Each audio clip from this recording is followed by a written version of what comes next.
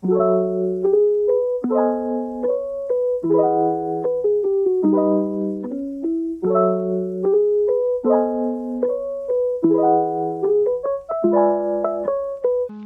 semuanya, balik lagi ke Jam Kos Podcast sama gua Kenneth. Kali ini kita ngundang bintang tamu yang spesial banget buat jurusan Retail Management. Boleh dong Pak perkenalkan diri? Halo, nama saya Pak William. Kebetulan saya dipercaya untuk memimpin di program studi manajemen retail. Terima kasih sudah diundang. Jam Kos. Silakan. Oke nih Pak, kita masuk ke pertanyaan pembuka nih. Siap. Yang susah-susah ya. Ini kita kasih clue dulu nih Pak. Pertanyaannya untuk Bapak nih itu susah-susah dong. Prodinya nggak sih? Levelnya beda sama Kiraldi nih. Kita harus kasih pertanyaan lebih berkelas. Yang lebih menantang dan lebih menarik opsinya dong. Siap. Pertanyaan pertama langsung rada berat nih Pak. Alasan kenapa gabung ke Universitas Pradita? Oke, alasan ya. Ya. Sebenarnya kalau dibilang alasan sih itu terjadi begitu saja ya, karena pada saat 2018 itu memang saya sudah memutuskan ingin pindah ke satu universitas yang berbeda gitu, dan mungkin momennya pas pada saat itu ada Pradita yang menawarkan, jadi saya ya sudah bergabung. Sesimpel itu sih sebenarnya. Kalau boleh tahu itu dulu Bapak di universitas mana tuh? Ya adalah di daerah Es Parman ya. Nggak boleh di-spill. Iya, nggak boleh di-spill lah. Adalah pokoknya. Iya. Bapak udah di Pradita berarti berapa lama nih Pak? Saya bisa dibilang mungkin dari awal berdirinya manajemen retail ya, berarti 2019. Senior abis ya guys ya? Iya, jadi saya ya juru kunci lah ya. Selama Bapak di Pradita nih, pasti pernah ngalamin hal seneng dan hal buruk. Dan Bapak juga udah tahu seluk-beluk kelebihan dan kekurangannya Pradita bagi Bapak sendiri. Boleh dong cerita-cerita dikit Pak, awal masuknya tuh enaknya apa, kurangnya apa, atau kultur shock Bapak di sini mungkin, atau gimana? Boleh diceritain? Oke, kalau menurut saya plus minusnya satu kata sih, sama universitas baru. Karena baru itu ada sisi baiknya, ada sisi mungkin bukan saya bilang buruk ya, tapi mungkin ada sisi kekurangannya ya. Bagusnya itu tentu culture-nya belum terbentuk sehingga kita bisa set up dari awal kita mau kemana. Karena berbeda sama kampus-kampus yang sudah well established, kalau kita mau buat perubahan itu kan tentunya kita harus banyak melawan arus ya. Sulit ya, tapi kalau keuntungannya kalau universitas baru itu ya kita set up dari awal, kita mau seperti apa itu lebih agile lah, lebih lincah dibandingkan mungkin kampus-kampus yang sudah terlalu lama atau sudah well established ya. Nah itu kelebihannya. Kalau kekurangan tentunya kita pasti karena sebagai universitas baru, kekurangannya pasti tentu kita harus membangun citra ya, karena citra itu kan tidak bisa cepat ya. Tentunya kita harus punya lulusan dulu, punya alumni bekerja mungkin di perusahaan-perusahaan multinasional, internasional dan seterusnya. Jadi ya itu satu sisi mungkin kekurangan ya. Tapi itu kan by the time kita akan menjawab itu gitu. Ya, jadi ya itulah, satu sisi ada kelebihan, satu sisi ada kekurangan sebagai universitas baru ya. Keren. Pertama kali Bapak masuk Pradita nih, kan Bapak nggak mungkin langsung jadi kaprodi kan? Apa Bapak udah langsung jadi kaprodi? Nah, sebenarnya saya direkrut itu pertama kali sebagai dosen. Cuma memang pada saat itu saya belum tahu kaprodinya siapa, karena waktu itu saya ditugaskan oleh almarhum ketua yayasan sekaligus sekretaris yayasan tuh Pak Bima. Saya hanya ditugaskan untuk menyusun kurikulum untuk program studi retail, karena pada saat itu kan 2019 awal itu belum ada operasional ya. Jadi baru ada izinnya keluar. Mulai operasional itu 2019 Agustus. Jadi ketika saya awal gabung itu ya tugas saya untuk menyusun kurikulum, dan pada saat itu saya mengundang berbagai macam stakeholder seperti praktisi ya, terus juga akademisi, entrepreneur untuk sama-sama membahas terkait dengan kurikulum retail seperti apa. Nah, akhirnya seiring berjalannya waktu, saya 3-4 bulan sampai pada saat itu juga belum ketemu kaprodinya. Nah, kebetulan saya yang pada akhirnya diminta untuk memimpin lah di manajemen retail, seperti itu ceritanya. Jadi pas Bapak datang itu retail tuh baru banget kebentuk ya Pak?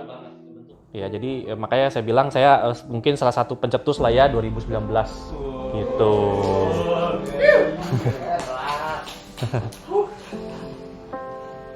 Setelah jadi kaprodi tuh Pak, kan setelah diminta tolong tugas Bapak jadi jauh lebih banyak dong ya pasti. Tanggung jawabnya jadi lebih besar. Waktunya juga jadi lebih kepotong gitu. Gimana sih cara seorang Pak Will tuh mimpin jurusannya? Memimpin ya. Memimpin itu kalau menurut saya, bagi saya ya, ini kan bagi saya ya. Kalau memimpin itu bagi saya itu terutama yang paling penting mau mendengar dulu.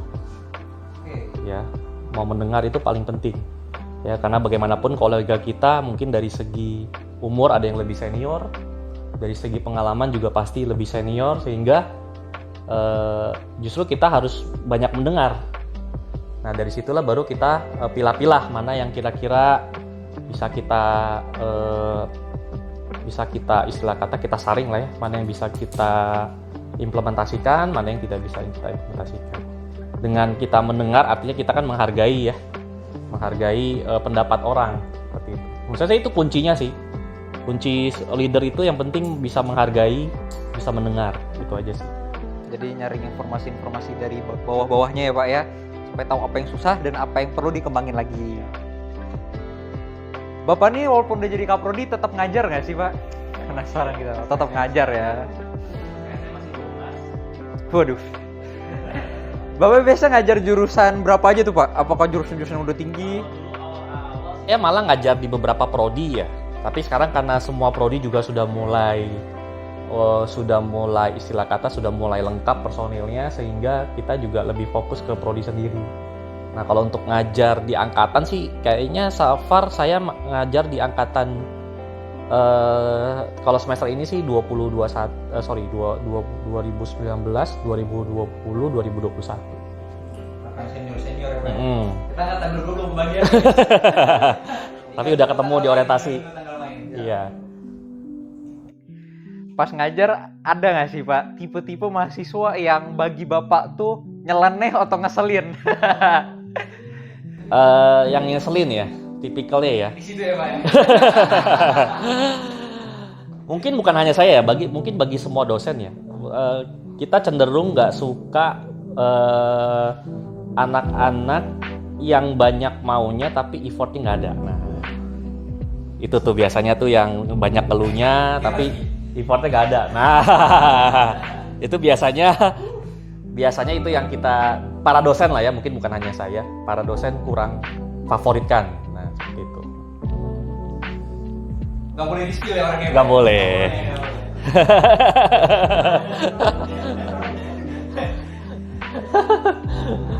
Oke, dari kan kita nanya tentang power udah berat-berat terus nih Pak. Kita nanya santai. Nah, akhirnya santai dulu. yang gampang-gampang. Pendapat-pendapat aja Pak, yang gampang-gampang. Kan Bapak pertama kali diundang ke Jamkos nih. Sebelumnya pasti Bapak udah dengar kalau kita mau buat Jamkos dan udah ada Jamkos di episode pertama dong. Betul, saya udah lihat di Instagram, sempat lihat klipnya. Pendapat Bapak dulu deh tentang Jamkos, kayak apa sih yang Bapak pikirin ketika kita mau buat podcast orang Himaretan? Senang sih ya, jadi karena ini menjadi suatu wadah ya, suatu wadah. Saya yakin pasti ada teman-teman di sini yang memiliki bakat lah ya, minat dan bakat di bidang seperti ini. Jadi saya sangat senang banget kalau kita bisa secara konsisten ya. Mudah-mudahan sih nggak hanya 1, 2 episode, 3 episode terus hilang, tapi bisa terus ya. Dan kalau bisa ya nanti menurun ke adik kelas gitu. Jadi nggak berhenti di angkatan ini. Semangat guys. Semangat ya. bisa ya. Kalau pendapat tentang Himaretanya Pak, Himareta nih. Secara garis besar, Bapak boleh pendapat tentang angkatan yang sekarang mungkin, atau Himareta yang sekarang, atau Himareta angkatan atasnya dulu baru sekarang? Kalau saya lihat dari tahun ke tahun ya, progresnya cukup positif sih kalau saya lihat. Semakin aktif, semakin baru, semakin aktif. Saya rasa itu suatu progres yang sangat positif. Tinggal bagaimana nanti. Ya kembali lagi, saya harapkan Himareta itu sebenarnya kan Hima itu ujung tombaknya dari sebuah prodi ya, kalau menurut saya ya. Jadi kalian sebagai wadah aspirasi para mahasiswa yang ada di prodi gitu kan, Dan juga kalian harus dengan bijaksana bisa juga istilah kata tuh menyaring aspirasi-aspirasi tersebut, dipilah-pilah mana yang positif itu bisa diteruskan ke prodi kan, seperti itu harapannya. Ya, jadi selain itu juga menjadi wadah, tadi saya balik lagi menjadi wadah untuk mencari-cari bakat ya. Bakat artinya di luar akademik ya. Minat bakat itu bisa tersalurkan dengan adanya Himareta seperti itu. Jadi anak-anak tuh nggak hanya cuman di kelas gitu ya, tapi harapannya bisa menjadi wadah untuk istilah kata menyalurkan mereka punya minat dan bakat di Himareta seperti itu. Hebat. Dari aku pribadi penasaran Pak, harapan Bapak nih untuk Himareta, mungkin tadi beberapa udah disebut sedikit ya, supaya dalam acara-acara pengembangan bakatnya bisa selalu diterusin ke adik kelas, atau bahkan nanti mungkin ada mahasiswa-mahasiswa baru yang punya bakat lebih lagi dari kita, mungkin bakatnya lebih bervariasi dari kita, acaranya nanti acara Himareta lebih bervariasi ke depannya, kita kan juga nggak tahu. Mungkin harapan Bapak sebagai kaprodi retail sendiri tuh maunya Hima tuh kayak gimana sih ke depan? Hima maunya ke depannya satu, bisa menyatukan semua angkatan dari angkatan paling bawah sampai angkatan paling senior. Karena bagaimanapun nanti prodi itu akan bisa kuat, akan bisa maju ke depannya apabila alumni-alumninya juga kuat dan berhasil. Dan itu salah satu menurut saya tugas utama dari Himareta ya, menyatukan istilah kata hubungan antara kakak kelas dengan adik kelas. Jadi supaya makin solid ya. Dengan solid itu networknya terbentuk, dengan networknya terbentuk nanti lulus ya alumni juga kuat. Alumni kuat udah otomatis nanti prodi ini kedepannya juga akan semakin maju gitu. Makanya saya bilang Himareta menjadi benar-benar suatu bagian yang sangat penting ya. Ujung tombak ya, ujung tombak, betul. Ini sebenarnya pertanyaan di luar skrip nih Pak. Oke. Saya kira pertanyaan di skrip ini biasa aja. Biasa aja ya. Tanya pendapat yang lebih baru lagi. Oke. Tentang retail management. Pasti banyak orang yang belum tahu retail management. Banyak banget. Jujur aja saya sebelum kesini pun saya bingung nih retail management ini apa nih. Karena yang saya tahu bisnis management. Bapak kan sebagai kaprodi retail management nih pasti bisa menjelaskan lebih detail dan memberikan contoh lebih banyak daripada kita-kita nih yang baru semester 2 atau semester 4 dan ngejalanin acara doang. Saya pribadi pengen nih supaya teman-teman yang lain nih di rumah bisa denger retail management tuh apa sih, atau fungsinya gimana sih, supaya mereka tuh jadi salah satu pilihan buat kedepannya kalau mau ngambil retail management di Pradita nih.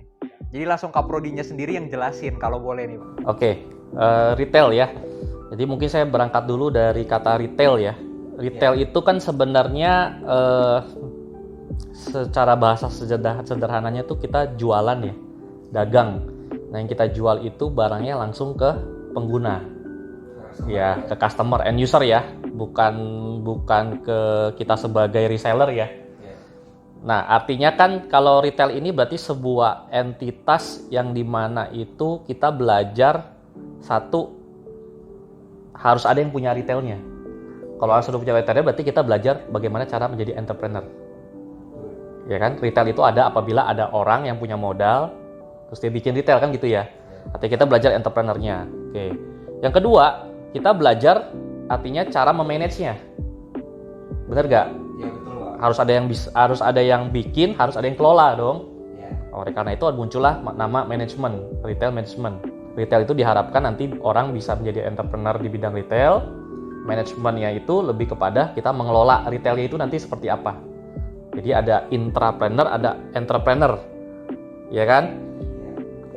Nah, apa sih yang membedakan sebenarnya? Mungkin saya konteksnya berbicara di Pradita ya. Kalau di luar kan mungkin mereka punya program sendiri ya. Yang bisa jadi judulnya sama, isinya beda. Tapi kalau dalam ruang lingkup Pradita yang membedakan itu, satu, kalau bisnis manajemen itu lebih fokus kepada mengelola. Ya, lebih fokus banyak mengelola. Kalau di retail, ya itu tadi. Kita fokus dua kaki. Satu, kita harus belajar merasakan bagaimana jadi seorang entrepreneur di retail. Yang kedua, kita juga belajar bagaimana mengelolanya. Ya. Kenapa retail itu menarik? Karena satu, Indonesia ini ekonominya 3 besar didorong oleh UMKM. Which is UMKM itu pasti lebih banyak retail. Ya. Bukan B2B, tapi pasti lebih banyak B2C. Ya. Lalu yang kedua, retail itu bagi mahasiswa ya itu lebih mudah diimplementasikan. Kenapa? Karena dengan modal yang mungkin sangat minim itu bisa kita jalankan. Bener gak? Misalnya kalian kalau mau bikin bisnis kan pasti nggak mungkin dong langsung bikin PT, bikin gedung gede-gede gitu ya. Pasti kan mulai dari hal-hal yang sangat sederhana kan. Nah, betul. Artinya menjadi seorang retailer itu paling common sense untuk mahasiswa saat ini. Jadi paling implementatif dibandingkan prodi-prodi yang mungkin sifatnya sangat general atau mungkin besar ya skupnya ya. Ya mungkin kecuali kalian mungkin anak-anak sultan yang punya ya sekali kedip langsung bisa ada di meja 1 miliar, ya itu mungkin hal yang berbeda. Tapi kan itu rasionya pasti nggak banyak. Ya segelintir orang saja. Tapi dengan adanya retail management, artinya setiap orang. Lanjut ya. Jadi ya tadi sih intinya kita belajar paket lengkap di retail gitu ya. Dan menurut saya paling realistis untuk diwujudkan bagi seorang mahasiswa sih. Jadi itu yang membedakan retail management dengan prodi lain di Pradita. Dan itu mungkin menjadi juga salah satu perbedaan ya retail management yang ada di Pradita mungkin dengan retail management yang ada di kampus lain. Jadi salah satu nilai jual kita ya Pak? Betul. Udah nih guys, intermezzo tentang retail. Nama tadi maaf kameranya mati. Jadi kita lanjut lagi sekarang, udah aman. Kita masuk nih ke pertanyaan yang udah lumayan berat lagi nih Pak. Yap. Pertanyaan ini dititipkan oleh mahasiswa Pradita. Oh gitu ya. Berbagai jurusan. Oh berbagai jurusan nih ya, berarti ya nyasar ya. Oke. Banyak ya. Oke, silakan. Ada tetap berhubungan sama ruangan Pak. Oke, ruangan. Jadi di kampus kita ini memang tidak menyediakan ruang untuk himpunan, atau tidak ada atau belum ada mungkin. Oke. Dan kita lihat dari kampus-kampus lain, himpunan mereka mempunyai ruangan-ruangannya sendiri. Apakah kedepannya nanti mungkin Universitas Pradita bakal membuat ruangan-ruangan untuk himpunan-himpunan mahasiswanya? Oke. Gimana tuh Pak? Dari tanggapan Bapak, apakah Bapak udah dikasih tahu dari Pradita ada rencana seperti itu? Apa kira-kira Bapak akan mengajukan rencananya? Jadi gini, kalau keorganisasian ini kan sebenarnya organisasi mahasiswa ini kan sebenarnya berada di bawah unit kemahasiswaan ya. Yeah. Which is sekarang ini masih dikomandoi oleh Pak Arya ya. Tentunya nanti terkait dengan sarana prasarana keorganisasian ya pasti nanti konsultasinya ke beliau. Tapi setahu saya blueprintnya ada. Jadi nanti akan ada ruang-ruangan untuk organisasi kemahasiswaan. Tapi seberapa besar, seberapa banyak dialokasikan itu saya tidak tahu. Tapi blueprintnya ada. Jadi tenang aja, pasti nanti kalian semakin besarnya Pradita tentunya pasti fasilitas seperti itu pelan-pelan akan dipenuhi. Ya. Tunggu tanggal mainnya. Jadi masih secret ya guys teman-teman yang udah kasih pertanyaan, makasih dan jawabannya jawab langsung kita. Ada lagi pertanyaan dari himpunan kita. Oh iya, pantesan keluar ya. Dia mempertanyakan Pak, kira-kira kalau ada safari himpunan dengan himpunan dari kampus lain gimana Pak? Karena dari ketua kita sendiri udah ada kepikiran melakukan safari himpunan dengan himpunan dari kampus lain. Saya rasa nggak, kalau saya pribadi sih nggak masalah ya. Tapi sekali lagi itu kan izin semua nanti tolong dikoordinasikan dengan kemahasiswaan ya. Kalau saya pribadi sih nggak ada masalah. Tapi yang penting ketika melakukan safari itu agendanya adalah agenda yang memang positif ya. Artinya entah itu kegiatan yang sifatnya mungkin mendorong akademik mahasiswa atau misalnya non akademik yang berkaitan dengan minat bakat. Ya jadi bukan untuk tujuan-tujuan lain ya, apalagi tujuan politik dan lain-lain ya. Itu kita tidak main ke sana ya. Jadi fokusnya adalah pengembangan prodi, pengembangan fakultas, pengembangan universitas. Nah itu sih. Kalau saya sih positif support Ya, selama agenda yang tadi saya sampaikan seperti itu. Oke, jadi sudah terjawab ya ketua himpunan tersayang. Pertanyaan kabur, terima kasih. Mungkin ini bakal jadi last question kita, Pak. Oke. Kalau question sesuai skrip, udah Oke. mulai nyantai dikit, Pak. Iya. Pasti setiap kali Bapak jalan dimanapun di Universitas Pradita, ini akan selalu masuk ke kuping Bapak. Parkir. Di podcast pertama kita juga udah nyinggung dan udah ngasih senggol-senggolan tipis untuk Universitas Pradita lah masalah parkir, karena kita udah coba tanya-tanya di kampus lain atau di universitas lain, tetap kok ada yang bayar parkir ya, bukan karena kita membanding-bandingkan, mereka tetap bayar parkir, cuman parkirnya mungkin ada maksimalnya, ada mentoknya, atau ada per bulannya tergantung dengan universitas masing-masing. Kita penasaran nih Pak, apakah Universitas Pradita akan ikut turun kayak universitas lain yang memberikan maksimum jam, atau akan memberikan bayar bulanan, atau gimana untuk meringankan beban mahasiswa-mahasiswanya? Oke, kalau itu sebenarnya saya nggak bisa jawab ya, karena di luar kapasitas saya. Itu kan ada building management yang mengelola itu ya. Cuman kalau saya berpendapat kayaknya, jadi gini, yang namanya ruang itu kan pasti akan selalu terbatas ya. Mau sampai kapanpun ya. Saya juga beberapa kali ke universitas lain juga, bahkan kalau kalian suka ke universitas yang di Grogol itu, parkirannya bahkan bisa dibawa kolong tol gitu-gitu ya. Jadi karena itu sesuatu yang tidak pernah akan bisa terpenuhi untuk slot ya. Saya ngomong slot ya, bukan kos ya. Jadi tentunya satu kampus itu pada akhirnya tidak akan pernah bisa mengakomodir semua mahasiswa untuk parkir di dalam kampusnya. Karena kampusnya pun terbatas dari segi sarana dan prasarana. Ya, jadi kalau untuk masalah kapasitas itu pasti nggak akan bisa tertampung di satu kampus. Ya, pasti akan entah nebeng di jalanan atau nebeng di gedung lain. Biasanya seperti itu. Nah, kalau untuk balik lagi, kalau untuk biaya itu ya saya sih nggak bisa jawab ya, bukan di kapasitas saya ya, di luar kemampuan saya ya. Cuman ya itu bisa diteruskan lah aspirasi itu ya, nanti ditanyakan. Betul, betul. Karena gini, logikanya kan gini, kalau misalnya harga itu juga low kan berarti artinya permintaan akan, ini kan ngomong ekonomi jadi ini. Harga murah, demand naik, udah pasti kan. Logikanya kalau supply-nya pas-pasan jadi gimana tuh? Nah kan jadi hukum ekonominya jadi overload sendiri ya Pak ya? Pada akhirnya nggak bisa gitu ya. Cuman ya mungkin nanti kebijakan misalnya ntar sehari misalnya maksimal 20.000, 30.000 ya itu nanti kembali lagi ke building management. Saya nggak bisa komentar kalau itu. Oke, semua pertanyaan si Kipas sudah terjawab. Pertanyaan berat. Semoga kita masih aman. Iya. Gimana yang belakang layar, ada yang mau nanya nggak nih? Ya, silakan Sandi. Universitas Pradita kan terbilang baru ya. Terus juga nih dikelilingin sama kampus-kampus yang udah ternama bagi diri semua. Betul. Ya kayak 11 itu tuh. Betul, ya. Iya. Iya. Menurut Bapak itu kayak Pradita itu pentauannya tuh Pak, yang kayak wah ini Pradita banget nih, kayak yang menonjol sendiri gitu. Dibanding lain nggak ada gitu. Maksud kamu mungkin keunikan ya? Iya betul. Oke. Sejauh ini yang kita coba terus gaungkan ke masyarakat ya tentunya konsep kita ya sebagai enterprise university ya. Itu yang mau kita terus gaungkan, kita sebar ke masyarakat luas.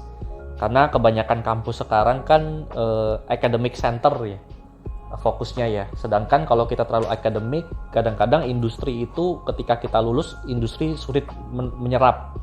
Sehingga perlu ada penyesuaian lah, nanti kita masuk ke training center lah, perlunya ada training lah, itu kan juga menjadi suatu problem sendiri di industri. Sehingga mereka sebenarnya butuh lulusan yang lebih siap pakai gitu loh. Nah dengan konsep enterprise university ini harapannya apa? Pengalaman-pengalaman yang ada di industri kita bawa masuk ke kampus.